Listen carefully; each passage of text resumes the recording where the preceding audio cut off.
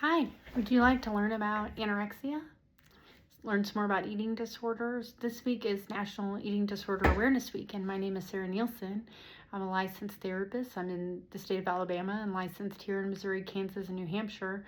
And I am utilizing my space, if you will, this week to do some education videos in light of Eating Disorder Awareness Week. I'm going to open my book here as I talk. Yesterday, I talked about pica and ARFID and rumination disorder. And today I want to spend some time on anorexia. I will have to put my glasses on, so bear with me. And then just to mention real quick, this is, depending on where you're at, this is posted in Intuitive Eating Free Education on Facebook, which is a group I host that primarily focuses on teaching intuitive eating and just videos discussing anything pertaining to the relationship with food. It's a really great resource if you want to join it. I posted on my Instagram, July Moon. I posted on my Facebook, Counseling with Sarah Nielsen, and on my YouTube channel. So let's get into it. I also wanted to say I've got a couple really, really good topics coming up that I'm going to be discussing. And so as soon as I'm done with these education videos, I'm going to roll right into those. And I think you guys will really enjoy them. So if you're not following or joined the places that I said, please, I would love to have you do so. Okay, so let's talk about anorexia nervosa. Again, as I've stated, this is diagnostic criteria. This is not for you to diagnose yourself. This is for education, okay? This is to learn. This is maybe you can recognize your own signs, symptoms, maybe signs, symptoms in somebody else. And I may, pending time, try to throw in a few things that I noticed can be common that aren't necessarily you see in the DSM, so they may not be clinical symptoms.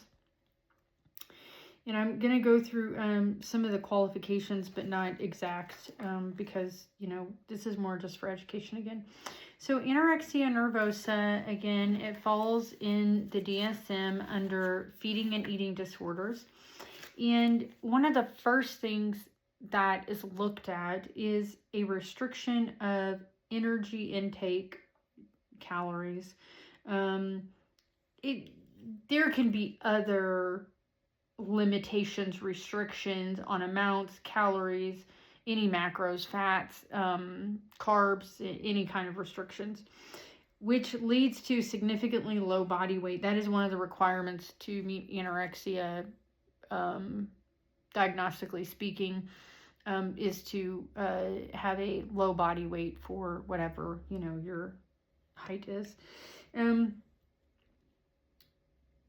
The second thing that is important to know about anorexia is there is often an intense fear of gaining weight, or I know we don't like this word, or becoming fat. It is a typically persistent behavior. Again, low weights are involved. So sometimes people have this restricting and this fear, and they don't have the criteria, if you will, of the low weight.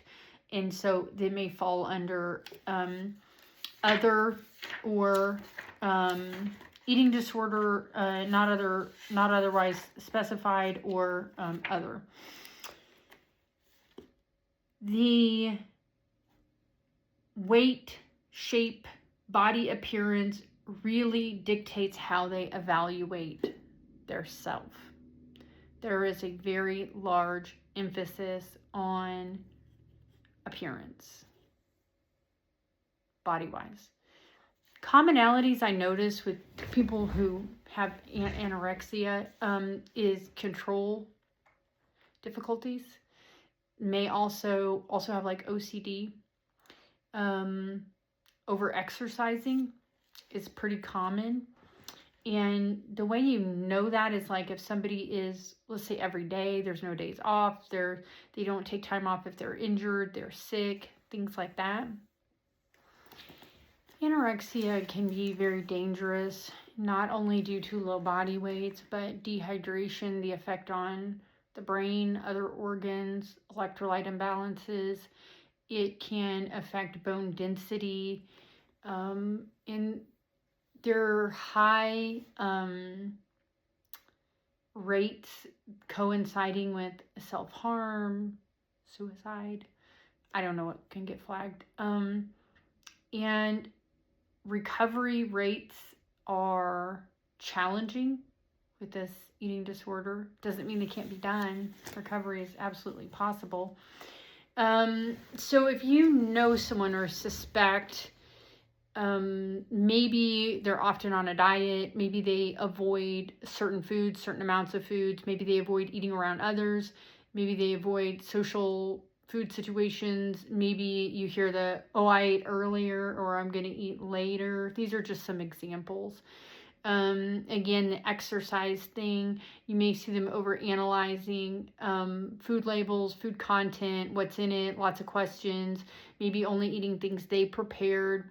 Some of these things can fall under some of the other disordered eating diagnoses as well. But those are just some examples of some signs and symptoms. So if you or someone you know is suffering from an eating disorder, please reach out. Please get help. NEDA, National Eating Disorder Association, is a great resource. They have a lot of resources on their website. There's a lot of free groups being offered this weekend for people who are suffering of an eating disorder as well as loved ones. I would encourage you to check that out. Get a hold of a therapist. I told you what states I'm licensed in. So if you have any questions, comments, topics you want to hear about, drop them in the comments. I'm sure there's lots more I could say, but I don't want to make this too awfully long. And so I appreciate your time. Thank you so much.